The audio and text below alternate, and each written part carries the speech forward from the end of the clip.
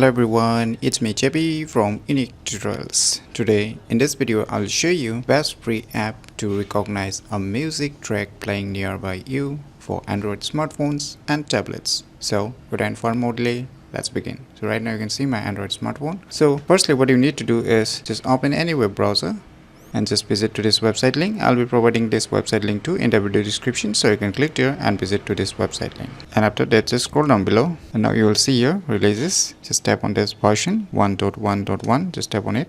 Now just scroll down below again. Now you will see here the first file, audial.apk. Just tap on it to download this file. Now tap on install to install this application.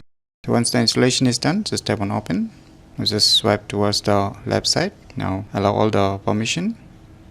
Now just click on skip. Now click on get started. Now you can see the application is ready to recognize the music playing nearby you. So let me try to play one music just to give you an example. And now just tap on this recognize.